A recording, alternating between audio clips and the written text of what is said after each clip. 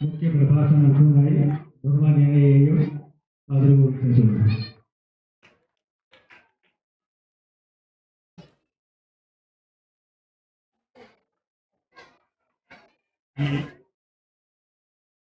ഈ യോഗത്തിന്റെ അധ്യക്ഷൻ SMC ചെയർമാനായ ശ്രീ അജീബ് പാത്ര, സ്വാഗതം ആശംസിച്ച ഈ സ്കൂളിന്റെ പ്രഥമാധ്യാപിക ഷീബ ടീച്ചർ, ഒപ്പം നമ്മളോട് വളരെ മനോഹരമായ ഇംഗ്ലീഷിൽ സ്വാഗതം ആശംസിച്ച ഈ സ്കൂളിലെ പ്രിയ വിദ്യാർത്ഥിനി സുധാ ഫാത്തിമ, ഈ യോഗം ഉദ്ഘാടനം ചെയ്ത് നമ്മളോട് വളരെ മനോഹരമായ ആശയങ്ങൾ പങ്കുവച്ച കണ്ടൂർക്കോണം ഗ്രാമപഞ്ചായത്ത് പ്രസിഡന്റ് ശ്രീ എസ് ഹരികുമാർ, വേദി അലങ്കരിക്കുന്ന doctor Abdul Saleem, doctor AM Haris,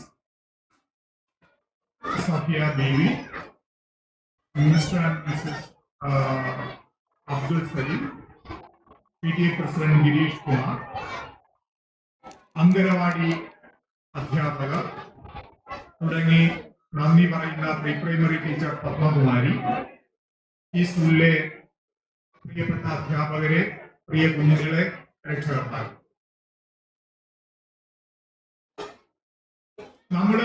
നമ്മുടെ ജീവിതത്തില് ഏറ്റവും മനോഹരമായ ഒരു കാലം എന്ന് പറയുന്നത് നമ്മുടെ കുട്ടിക്കാലമാണ്. അതായത് ഓർക്കുമ്പോൾ ഓർമ്മയിൽ കൊള്ളുന്ന, ഓർക്കുമ്പോൾ വളരെയധികം സന്തോഷിപ്പിക്കുന്ന, ഓർക്കുമ്പോൾ നമ്മളെ ഉത്തേജിപ്പിക്കുന്ന ഒരു കുട്ടിക്കാലം ഒരാൾക്ക് ഉണ്ടായിട്ടില്ല എങ്കിൽ അയാള് ഈ ലോകത്തിലെ ഏറ്റവും ദൗർഭാഗ്യവാന്മാരായിട്ടുള്ള ആളുകളിൽ ഒരാളാണ് എന്ന് പറയാം. കാരണം ഓരോ വ്യക്തിക്കും തന്റെ കുട്ടിക്കാലം അത്രയേറെ പ്രിയങ്കരമാണ് എന്നുള്ളതാണ്. ജീവിതത്തിലെ കടുത്ത യാഥാർത്ഥ്യങ്ങളുമായി പൊരുത്തപ്പെട്ട് മുന്നോട്ട് പോകുമ്പോൾ എപ്പോഴും നമ്മുടെ മനസ്സിൽ ഒരു കുളിരായിട്ട്, ഒരു ആശ്വാസമായിട്ട് ഓർമ്മകളിൽ എത്തുന്നത് നമ്മൾ പഠിച്ച വിദ്യാലയവും നമ്മുടെ കുട്ടിക്കാലവുമാണ്. അത്ര മനോഹരമായ ഒരു കാലഘട്ടത്തിലൂടെയാണ് നമ്മുടെ കുഞ്ഞുങ്ങൾ കടന്നു പോകുന്നത് എന്ന് നമുക്ക് ബോധ്യമുണ്ടാകണം. അതുകൊണ്ട് തന്നെ ഈ കാലഘട്ടത്തില് ആകാവുന്നത്ര ഗുണകരമായ, സന്തോഷകരമായ അനുഭവങ്ങൾ കുട്ടികൾക്ക് പ്രദാനം ചെയ്യാൻ രക്ഷകർത്താക്കളും അധ്യാപകരും പ്രതിജ്ഞാബദ്ധരാണ് എന്ന് ഈ ശിശുദിനത്തില് നമ്മൾ ഓർക്കേണ്ടതായിട്ടുണ്ട്. നമ്മളെ സംബന്ധിച്ചിടത്തോളം നമ്മുടെ കുട്ടികള് നല്ല നിലയിലെത്തണം, ഏറ്റവും മര്യാദക്കാരായിരിക്കണം, അങ്ങനെയൊക്കെ ആഗ്രഹമുള്ളത് കൊണ്ട് നമ്മൾ അവരെ പലപ്പോഴും തല്ലുകയും ശാസിക്കുകയും ഒക്കെ ചെയ്യും. പണ്ടൊക്കെ ആളുകൾ പറയുമായിരുന്നു, തല്ല് കിട്ടി കഴിയുമ്പോ അച്ഛൻ്റെ അല്ലെങ്കിൽ ടീച്ചറിന്റെ തല്ല് കിട്ടി കഴിയുമ്പോ പറയുമായിരുന്നു, നീ വേദനിക്കേണ്ട, വിഷമിക്കേണ്ട, നിന്റെ നല്ലതിന് വേണ്ടിയാണ് നിന്നെ ഉപദ്രവിച്ചത് അല്ലെങ്കിൽ വേദനിപ്പിച്ചത്. പക്ഷെ ആധുനിക അക്കാദമിക ശാസ്ത്രം അഥവാ പെഡഗോഗി പറയുന്നതനുസരിച്ച് കുട്ടിക്കാലത്ത് നമുക്ക് ഏൽക്കുന്ന മാനസികമായ ആഘാതങ്ങൾ ഒരു വ്യക്തിക്ക് ദൂരവ്യാപകമായിട്ടുള്ള ഇമ്പാക്ട് ഉണ്ടാക്കും, സ്വാധീനം ഉണ്ടാക്കും എന്നുള്ളതാണ്. അതുകൊണ്ട് തന്നെ വഴക്ക് പറയുമ്പോഴും ശാസിക്കുമ്പോഴും തിരുത്തുമ്പോഴും ഒക്കെ അതിന് സ്നേഹത്തിന്റെ പിന്തുണയുണ്ടാകണം എന്ന് നമ്മുടെ അധ്യാപകരും രക്ഷകർത്താക്കളും നിർബന്ധപൂർവം ഓർമ്മിക്കേണ്ടത്. നമ്മൾ ഓരോ തവണ അവനെ ശാസിക്കുമ്പോഴും, ഓരോ തവണ അവൻ തിരുത്തപ്പെടുമ്പോഴും, ഓരോ തവണ അവനെ നമ്മൾ കുറ്റപ്പെടുത്തുമ്പോഴുമെല്ലാം ഈ കുറ്റപ്പെടുത്തലുകൾക്കും ശാസനകൾക്കും ശിക്ഷയ്ക്കുമൊക്കെ പിറകില് കലവറയില്ലാത്ത വലിയ സ്നേഹം അവന് അനുഭവപ്പെടണം. അങ്ങനെ അനുഭവപ്പെടാതെ നടത്തുന്ന കുറ്റപ്പെടുത്തലുകളും ശാസനകളുമാണ് അവന്റെ മനസ്സിനെ മുറിവേൽപ്പിക്കുന്നത് എന്നുള്ളതാണ്. അത്തരം മുറിപ്പാടുകൾ കുട്ടികളിൽ സൃഷ്ടിക്കാതിരിക്കാനായിട്ട് രക്ഷകർത്താക്കളും അധ്യാപകരുമൊക്കെ എപ്പോഴും ശ്രദ്ധിക്കുന്നുണ്ട് എന്ന് നമുക്ക് എല്ലാവർക്കും അറിയാം. അതായത് നമ്മുടെ വിദ്യാലയ ജീവിതം എന്ന് പറയുന്നത് വളരെ മനോഹരമായിട്ടുള്ള സന്തോഷകരമായിട്ടുള്ള ഒരു അനുഭവമായിട്ട് മാറേണ്ടതുണ്ട് എന്നുള്ളത്. നമ്മുടെ ആലുംമൂട് സ്കൂളിലെ LPSലെ വിദ്യാർത്ഥികളെ സംബന്ധിച്ചിടത്തോളം അവര് എല്ലാ മേഖലയിലും നല്ല പ്രകടനം നടത്തുന്നവരാണ്. നല്ല സമർത്ഥരായ മിടുക്കരായ കുട്ടികളാണ് അവർ എന്ന് മനസ്സിലാക്കിയിട്ടുണ്ട്.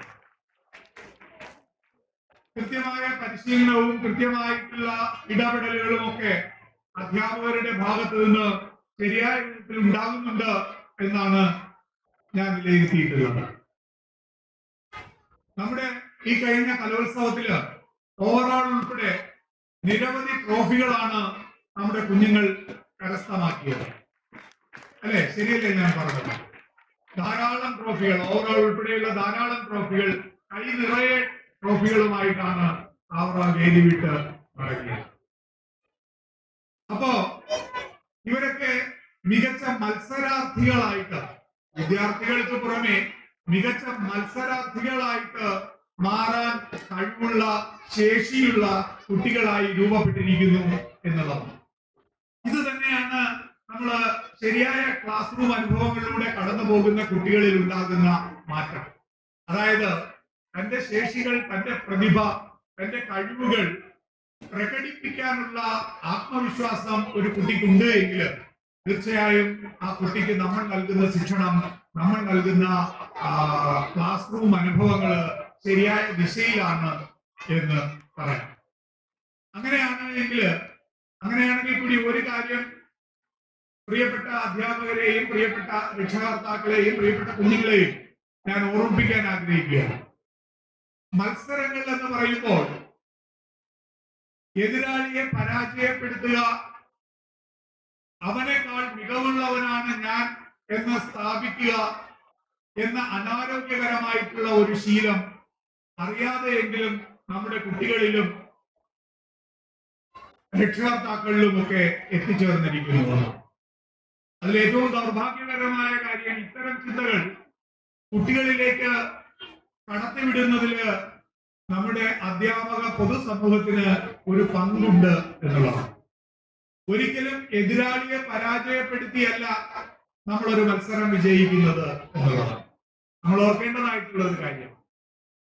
ഒരു എതിരാളിയും അല്ലെങ്കിൽ ഒരു സഹമത്സരാർത്ഥിയും, എതിരാളി എന്ന് വിളിക്കാൻ പോലും പാടില്ല, എല്ലാ സഹമത്സരാർത്ഥികളും നമ്മളെപ്പോലെ കഴിവും ശേഷിയും ഉള്ളവരാണ്.